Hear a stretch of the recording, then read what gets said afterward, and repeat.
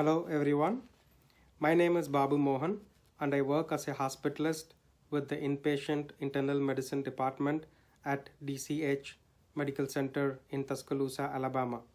I thank you for taking the time to see this author interview video presentation from gastrointestinal endoscopy on our meta-analysis, efficacy and safety of endoscopic ultrasound guided liver biopsy in parenchymal liver diseases. Why did we do this study? Liver biopsy is traditionally done by the percutaneous or transjugular route. This is typically done under CT or ultrasound guidance. Liver biopsy by endoscopic ultrasound guidance is emerging and has many advantages compared to the percutaneous or transjugular routes. Current data is inconsistent on the overall yield and safety of endoscopic ultrasound guided liver biopsy in parenchymal liver disorders. We assessed the current available literature and conducted this meta-analysis to derive a pooled rate on the efficacy and safety of endoscopic ultrasound liver biopsy in parenchymal liver diseases. By doing this, we hope to add a better quality of evidence to the current literature as compared to individual, retrospective, or prospective cohort studies. We followed the PRISMA guidelines for our study selection with clear inclusion and exclusion criteria.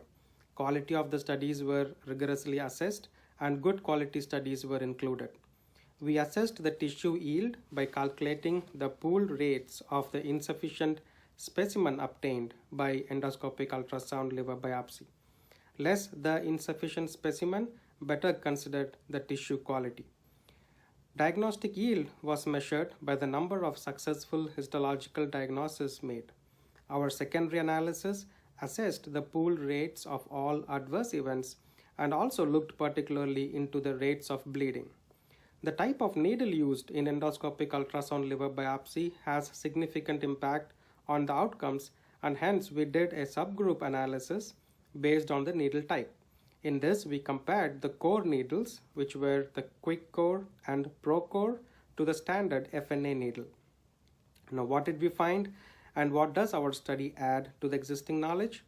The rate of insufficient specimen collected with endoscopic ultrasound liver biopsy was around 10%, and successful histological diagnosis made was about 94%.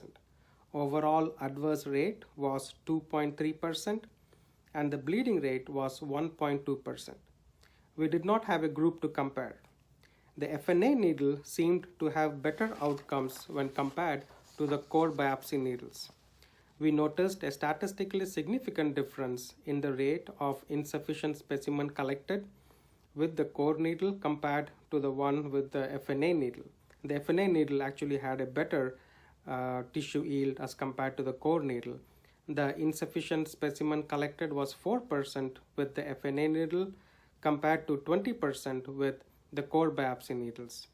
The overall adverse events, bleeding rate, were also less with FNA needle, but this was not statistically significant. How do we validate our results from the meta-analysis?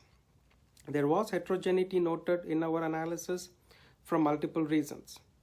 The prediction interval is a good statistics which lets us know a clear idea of the dispersion of the effects.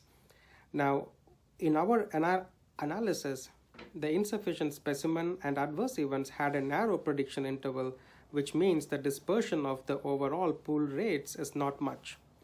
The I-square values were also calculated, which gives an idea of the proportion of the events which is more likely from chance than true events. What should come next? The best needle to use in endoscopic ultrasound liver biopsy is still unknown. Our analysis did not include studies that used the newer fork tip or Francine tip needles.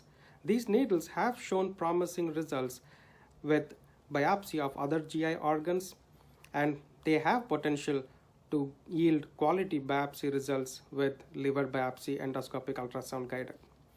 Once the best needles known, we need well-conducted randomized trials to compare the outcomes of endoscopic ultrasound liver biopsy with percutaneous and the transjugular routes.